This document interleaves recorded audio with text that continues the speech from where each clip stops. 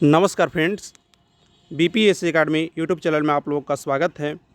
आज का जो मेरा वीडियो होने वाला है फ्रेंड, उसमें हम 67वीं बीपीएससी यानी कि आज के दिन जो एग्ज़ाम हुआ है उसका आंसर की देखने वाले हैं। सबसे पहले हम यहाँ पे शुरुआत करेंगे मैथ से प्रश्नों का, उसके बाद साइंस और उसके बाद आगे बढ़ेंगे।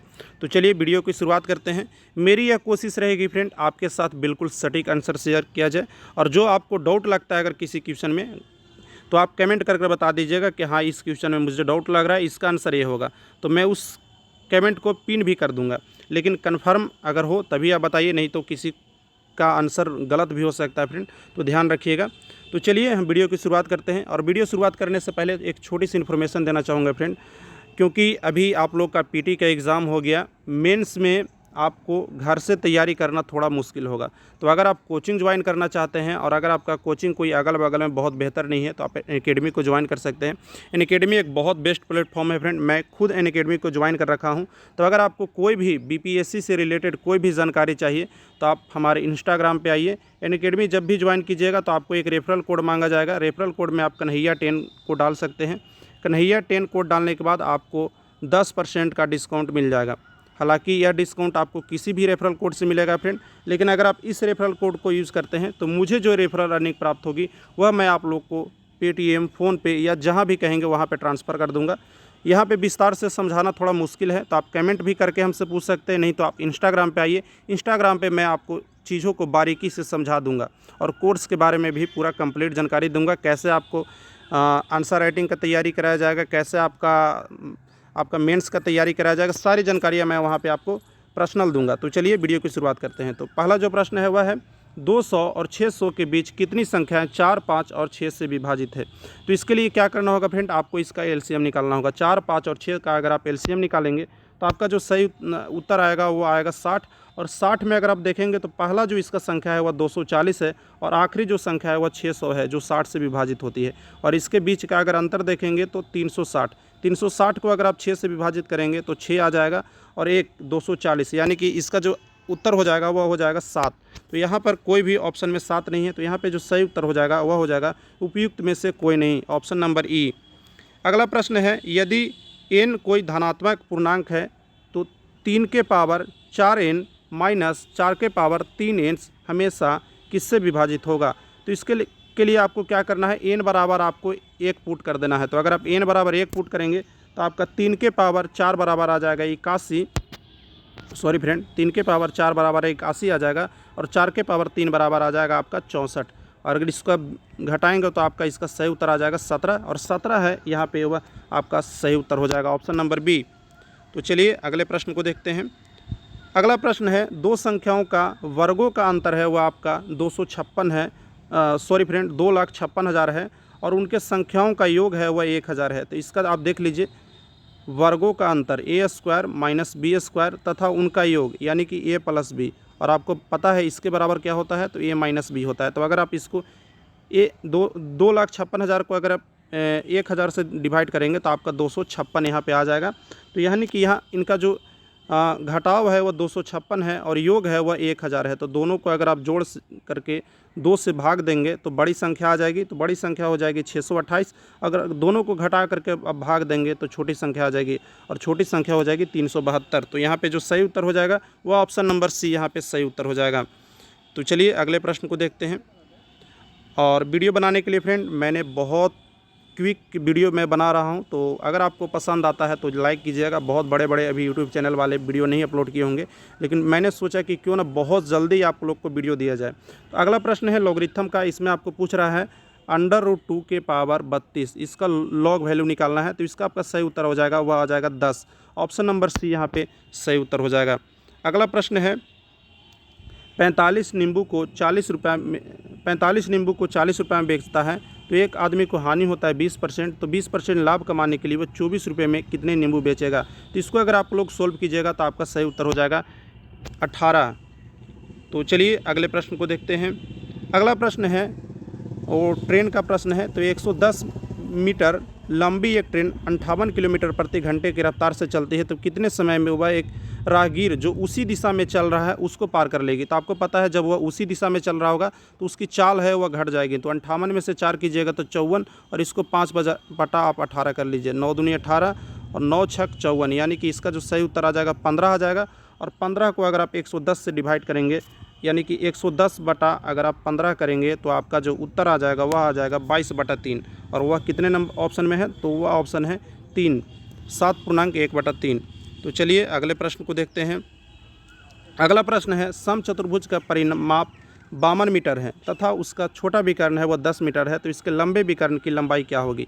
तो आपको पता है समचतुर्भुज में जो परिमाप है वह 52 दिया हुआ है, यानी कि इसकी जो एक भुजा हो जाएगी वह 13 हो जाएगी। 13 मीटर की इसकी सारी भुजाएं हो जाएगी। और एक विकर्ण 10 मीटर की है, यानी कि इसकी आधा हो जाएगा वह 5 मीटर। तो अगर आप इसको निकालेंगे तो 13 का अगर आप स्क्वायर करेंगे तो 169 में से 25 अगर करेंगे तो आपका आ जाएगा 144, और 144 का अंडर रूट अगर आप करेंगे तो आपका आ जाएगा 12। तो यहाँ पे जो सही उत्तर हो जाएगा वह ऑप्शन नंबर ए हो जाएगा। अगले प्रश्न को देखते हैं। अगला प्रश्न है फ्रेंड, ये बहुत लोगों का दिक्कत क्या था, इसमें पूछ रहा है 100 मीटर की दौड़ में ए 8 किलोमीटर प्रति घंटे की गति से दौड़ता है। ए है वह बी को 4 मीटर की शुरुआत देता है, यानी कि बी है वह 4 मीटर पहले दौड़ लेता है, उसके बाद ए दौड़ना शुरू करता है, फिर भी उसको 15 सेकेंड से हरा देता है। तो सबसे पहले हम यह देखेंगे कि किलोमीटर को आपको क्या बदलना है। आपको किलोमीटर प्रति घंटा को आपको मीटर प्रति सेकंड में आपको बदलना है, तो इसको आप बदल लीजिएगा। उसके बाद आप इसको 100 से भागा दे दीजिएगा, आपका जो उत्तर आएगा वह 12.5 आएगा। इस 12.5 को आपको क्या करना है फ्रेंड, 12.5 में आपको ये 15 सेकंड आपको जोड़ देना है, तो आपका आ जाएगा 27.5। मतलब इसका मैं आपको डायरेक्ट आंसर बता देता हूँ क्योंकि ये मेरा सॉल्यूशन वीडियो नहीं है। तो इसका जो सही उत्तर हो जाएगा वह हो जाएगा 5.76 किलोमीटर प्रति घंटा। ऑप्शन नंबर बी यहाँ पे सही उत्तर हो जाएगा। अगला प्रश्न है, एक सुबह घड़ी ठीक 8 बजे सेट की जाती है, घड़ी 24 घंटे में 10 मिनट आगे बढ़ जाती है, तो सही समय क्या होगा जब दूसरे घड़ी 1 घंटे अपराह्न इंगित करती हो। तो इसका जो सही समय हो जाएगा फ्रेंड वह हो जाएगा 12:48। 8 बजे यह 10 मिनट आगे होगी और 1 बजे यह कितनी मिनट और आगे हो जाएगी, तो यह हो जाएगी 2 मिनट और आगे। तो इसको आपको घटाना पड़ेगा, 10 और 2 12 को आपको घटाना पड़ेगा। तो 60 में से अगर आप 12 को घटाइएगा तो आपका उत्तर आ जाएगा 48। तो 12:48 यहाँ पे आपका सही उत्तर हो जाएगा।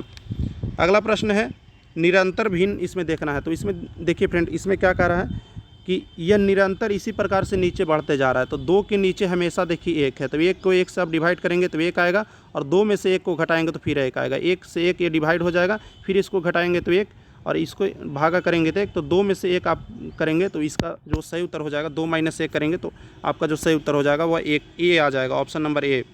तो यहाँ पे हमने कुल मैथ के जितने भी प्रश्न थे उसको देख लिया, और यह मेरा सॉल्यूशन वीडियो नहीं था फ्रेंड, इसलिए मैं किसी भी मैथ को अच्छे तरीके से नहीं समझा पाया।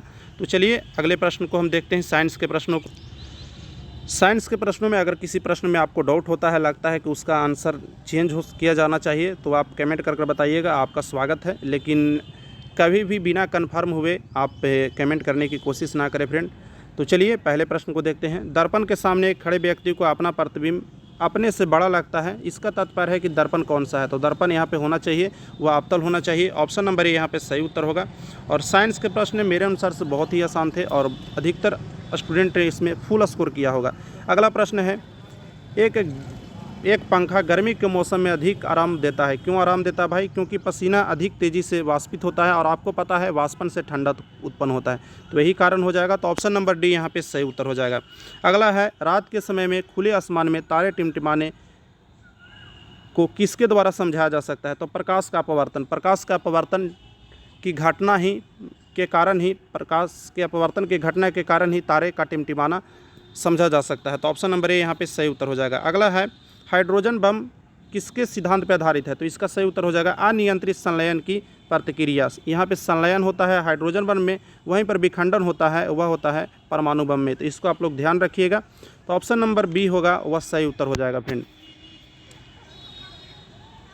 अगला प्रश्न है, प्रेशर कुकर में खाना जल्दी पक जाता है क्योंकि उच्च दाब के कारण पानी उच्च तापमान पे उबलने लगता है। इसका आप लोग कई बार पढ़े होंगे भी कि दाब बढ़ने से वो क्वथनांक बढ़ जाता है, तो वही यहाँ पे फार्मूला लगेगा। तो ऑप्शन नंबर बी यहाँ पे सही उत्तर हो जाएगा। अगला प्रश्न है, एक रेफ्रिजरेटर के दरवाजे कुछ घंटे के लिए खुले छोड़ दिए जाते हैं, तो कमरे का तापमान क्या हो जाएगा? तो कमरे का तापमान हो जाएगा वह बढ़ जाएगा फ्रेंड। बहुत से लोगों को लगता होगा कि रेफ्रिजरेटर का दरवाज़ा खोलेंगे तो तापमान कमेगा, लेकिन बिल्कुल ऐसा नहीं होता है, तापमान धीरे धीरे बढ़ने लगता है। तो ऑप्शन नंबर बी यहाँ पे सही उत्तर हो जाएगा। अगला प्रश्न है, एक बर्फ़ का टुकड़ा पानी में लबालब भरे बीकर में तैर रहा है, जब बर्फ़ पूरी तरह से पिघल जाए तब क्या होगा, तो जल स्तर में कोई प्रभाव नहीं होगा, बर्फ़ पिघल करके जल स्तर को संतुलित कर देगा। तो ऑप्शन नंबर डी यहाँ पे सही उत्तर हो जाएगा। अगला प्रश्न है, निम्नलिखित में कौन सम्मिलित नहीं है? वोल्टमीटर विभवांतर बिल्कुल सम्मिलित है। वोल्टमीटर को विभवांतर को वोल्टमीटर से ही नापा जाता है। विद्युत धारा को एमीटर से नापा जाता है। विद्युत वाहक बल को पोटेंशियोमीटर से नापा जाता है, लेकिन विद्युत प्रतिरोध को गैल्वेनोमीटर से नहीं नापा जाता है। गैल्वेनोमीटर से निम्न धारा को नापा जाता है, यानी कि यह भी कह सकते हैं कि किसी परिपथ में धारा का पता लगाने के लिए गैल्वेनोमीटर का उपयोग करते हैं। तो ऑप्शन नंबर डी यहाँ पे सही उत्तर हो जाएगा फ्रेंड।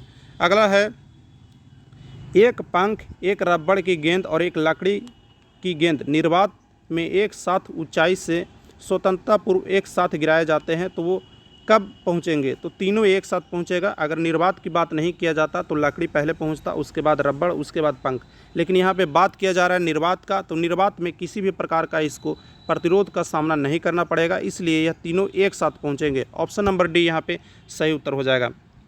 अगला है, एक दिन में पानी पर साबुन की फिल्म दिखाई पड़ती है, तो यह सुंदर रंग दिखाती है। यह घटना क्या कहलाती है? तो यह घटना कहलाती है प्रकाश का व्यतिकरण। ऑप्शन नंबर डी यहाँ पे सही उत्तर हो जाएगा फ्रेंड। अगला है, एक नाभिक की द्रव्यमान संख्या क्या होती है? एक नाभिक के द्रव्यमान में आपको पता है प्रोटॉन तथा न्यूट्रॉन रहते हैं, और उसी के द्रव्यमानों का जो कुल योग होता है वो उसी को द्रव्यमान संख्या कहते हैं। तो ऑप्शन नंबर बी यहाँ पे सही उत्तर हो जाएगा। अगला प्रश्न देखते हैं, निम्नलिखित में कौन सा सीमेंट का घटक है? तो सीमेंट का घटक जो यहाँ पे होना चाहिए वो लाइम, सिलिका और एल्युमिना होना चाहिए। तो यहाँ पे सिलिका दिया हुआ है, तो ऑप्शन नंबर बी यहाँ पे सही उत्तर होना चाहिए। हालांकि अगर आपको किसी को इस प्रश्न में डाउट लग रहा है तो वे कमेंट कर भी ज़रूर बता देंगे। अगला प्रश्न है फ्रेंड, एक तत्व के समस्थानिक अलग अलग होते हैं, किसके द्वारा? तो समस्थानिक का मतलब होता है कि उसका परमाणु संख्या समान हो, यानी कि उसके प्रोटॉनों की संख्या समान हो। समभारिक का मतलब होता है कि उनका परमाणु भार समान हो। तो यहाँ समस्थानिक में क्या अलग होंगे? तो उसका द्रव्यमान संख्या है वह अलग होगा। तो ऑप्शन नंबर बी यहाँ पे सही उत्तर हो जाएगा। अगला प्रश्न है, एक ताप बिंदु जिस पर ठोस, द्रव और गैसीय अवस्था साथ साथ रह सकती है वह क्या कहलाती है? तो वह कहलाती है त्रिक बिंदु। और त्रिक बिंदु एक ऐसी अवस्था है जिसमें ठोस अवस्था में भी रह सकता है, द्रव अवस्था में भी रह सकता है और गैस अवस्था में भी रह सकता है, यानी कि यह तीनों अवस्थाओं में रह सकता है। और यह जल के लिए कितना होता है? तो जल के लिए शायद वो 0 डिग्री होता है, मुझे जहाँ तक लगता है कि 0 डिग्री ही होता है। अगले प्रश्न को देखते हैं, एल्युमिनियम का सबसे महत्वपूर्ण, यहाँ पे ध्यान देने वाली बात है, सबसे महत्वपूर्ण अयस्क कौन है? तो सही उत्तर हो जाएगा बॉक्साइट, ऑप्शन नंबर ए। अगला प्रश्न है, निम्नलिखित में किस विलयन का पीएच मान 7 से अधिक होता है? तो सही उत्तर हो जाएगा क्षारीय विलयन। अगर अम्लीय की बात करता तो इसका हो जाता 7 से कम, अगर उदासीन की बात करता तो इसका हो जाता 7। तो चलिए अगले प्रश्न को देखते हैं। अगला प्रश्न है, निम्नलिखित में कौन सा कथन गलत है? नाभिक के अंदर प्रोटॉन और इलेक्ट्रॉनों की उपस्थिति के कारण परमाणु विद्युतता उदासीन होते। बिल्कुल सही है फ्रेंड, क्योंकि जितना प्रोटॉन पे चार्ज होता है वह उतना ही इलेक्ट्रॉन पे चार्ज होता है, लेकिन दोनों का चार्ज अलग अलग विपरीत होता है, जिसके कारण वह संतुलित हो जाते हैं। उसके बाद कह रहा है, इलेक्ट्रॉन ऋण आवेशित होते हैं तथा इनका द्रव्यमान नगण्य होता है। यह भी बिल्कुल सही है। अगला जो कह रहा है कि द्रव्यमान संख्या, परमाणु संख्या तत्व में प्रोटॉनों की संख्या है। बिल्कुल सही है, प्रोटॉन की संख्या को ही परमाणु संख्या कहते हैं। उसके बाद कह रहा है, समस्थानिक परमाणु ईंधन के रूप में चिकित्सा के क्षेत्र में, कार्बन डेटिंग आदि के क्षेत्र में उपयोग किए जाते हैं। तो यह भी बिल्कुल सही है। तो यहाँ पे जो सही उत्तर होना चाहिए वह होना चाहिए उपयुक्त में से एक से अधिक, ऑप्शन नंबर डी। अगला प्रश्न कह रहा है कि कौन सा कथन गलत है, इसका चयन करें। तो गर्मियों में कपास गर्मियों में कपड़े के रूप में उपयोग के लिए उपयुक्त है, क्योंकि यह नमी को अवशोषित करता है। तो यह बिल्कुल सही है फ्रेंड, इसी के कारण हम लोग को ठंडक भी प्राप्त होता है।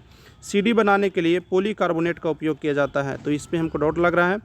अगला हम देख रहे हैं, एक्रिलिक को कृत्रिम रेशम भी कहा जाता है, क्योंकि यह कपास से तैयार होता है लेकिन रेशम की तरह चमकता है। तो यह भी मेरे अनुसार से सही होना चाहिए।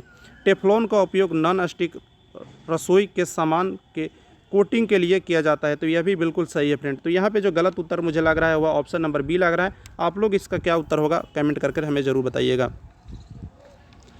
अगला प्रश्न है फ्रेंड, ग्रेफाइट और हीरे के बारे में निम्नलिखित में कौन सा कथन सत्य है? तो यहाँ पे जो सत्य कथन है फ्रेंड, एक समान रासायनिक प्रतिक्रिया से यह गुजर सकते हैं, यह कथन सत्य है। बाकी जो सारी कथन है वह गलत है। तो ऑप्शन नंबर डी यहाँ पे सही उत्तर हो जाएगा। अगला प्रश्न है, निम्नलिखित में कौन तरलकृत पेट्रोलियम गैस का प्रमुख घटक है? तो इसका जो घटक होना चाहिए फ्रेंड वह होना चाहिए यहाँ पे, क्योंकि प्रमुख घटक सिर्फ पूछा है तो यहाँ पे दो प्रमुख घटक होना चाहिए, प्रोपेन और ब्यूटेन। तो ऑप्शन नंबर यहाँ पे उपयुक्त में से एक से अधिक होना चाहिए, लेकिन हो सकता है कि सबसे प्रमुख दे करके यह ऑप्शन को ब्यूटेन भी कर दे, लेकिन यह आयोग पे निर्भर करता है कि वह ऑप्शन नंबर ई देता है या फिर यह ब्यूटेन देता है। तो आप लोग इसको देख लीजिएगा। अगला प्रश्न है, पानी मिट्टी के जड़ों में किस भौतिक प्रक्रिया द्वारा गुजरता है? तो इसका मुझे उत्तर नहीं पता है, तो मैं आपको कन्फर्म नहीं बता पाऊँगा। उसके बाद अगला प्रश्न है, रात में सोते समय यह सलाह दी जाती है कि पेड़ के नीचे ना सोएं, क्योंकि पेड़ रात में कार्बन डाइऑक्साइड को मुक्त करते हैं। तो ऑप्शन नंबर सी यहाँ पे सही उत्तर हो जाएगा। उसके बाद अगला प्रश्न देखते हैं फ्रेंड, पीयूष ग्रंथि स्थित होती है, तो ये कहाँ स्थित होती है? तो ये मस्तिष्क में स्थित होती है। तो ऑप्शन नंबर डी यहाँ पे सही उत्तर हो जाएगा। उसके बाद है, गर्भ में भ्रूण के विकास को जानने के लिए निम्नलिखित में से किस तरंगों का उपयोग किया जाता है? तो प्राध्वनिक या इसको अल्ट्रासोनिक वेव भी बोलते हैं, और आप लोग सुनते भी होंगे कि अल्ट्रासाउंड कराया जा रहा है। तो इसको सही उत्तर हो जाएगा ऑप्शन नंबर सी। सार्वभौमिक स्वीकार्य रक्त समूह क्या है? तो इसका सही उत्तर हो जाएगा ए बी।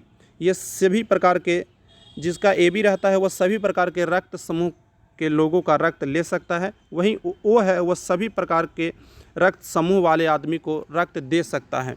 तो ऑप्शन नंबर डी है ये वह सही उत्तर हो जाएगा। अगला है, निमोनिया किसको संक्रमित करता है? तो यह फेफड़े को संक्रमित करता है फ्रेंड। और इसके बाद हमारा एक कंप्लीट वीडियो आएगा जिसमें मैं उन सारे प्रश्नों को देखूंगा और सारे प्रश्नों को गूगल से उत्तर करके मैं आप लोग को उसका आंसर बताऊंगा। तो मेरी कोशिश यह रहेगी फ्रेंड कि आपको एक भी उत्तर आपको गलत नहीं बताया जाए, और सारे जितने भी आंसर होंगे उसका मैं आपको प्रूफ भी दूंगा कि हाँ यह प्रश्न का यहाँ से उत्तर दिया गया है। तो अगर आप चैनल को सब्सक्राइब करना चाहते हैं तो सब्सक्राइब कर लीजिए, क्योंकि मुझे भी अच्छा लगेगा अगर मैं मेहनत कर रहा हूँ तो चैनल को सब्सक्राइब कर सकते हैं फ्रेंड। बाकी एक अलग वीडियो आएगा जिसमें मैं सारे प्रश्नों को देखूंगा। यहाँ पे मैंने मैथ्स एवं साइंस के सारे प्रश्नों को देखा, और किसी प्रश्न में अगर आपको डाउट होता है तो कमेंट करके बताइए। चैनल को सब्सक्राइब कर लीजिए फ्रेंड। चैनल को सब्सक्राइब करने से दो फ़ायदा होगा। पहली नंबर तो आपको एक प्रूफ्ड के साथ वीडियो मिलेगा कि हाँ इसका आंसर ये है, इसका आंसर ये है, जिसमें मैं गूगल से सारे प्रश्नों को देखूंगा और किसी बुक का भी सहारा लूँगा। तो थोड़ा वीडियो लेट आएगा लेकिन बिल्कुल सटीक आएगा। और दूसरी फ़ायदा हमारा होगा फ्रेंड कि मैं वीडियो बना रहा हूँ उसका हमें बेनिफिट प्राप्त होगा। मुझे लगेगा कि जो मैं चीज़ें आप लोग को बताया वो आपको पसंद आई। मैंने जो भी मेहनत किया वो मेरी मेहनत का मुझे फल मिला। तो थोड़ा सा अगर आप सब्सक्राइब करना चाहते हैं तो सब्सक्राइब कर सकते हैं। अगर आपकी इच्छा नहीं है सब्सक्राइब करने की तो आप नहीं भी कर सकते हैं, कोई ज़ोर ज़बरदस्ती नहीं है। तो बस आज के लिए इतना ही, मिलते हैं फिर किसी और वीडियो में। टेक केयर, धन्यवाद, best of luck for result exam.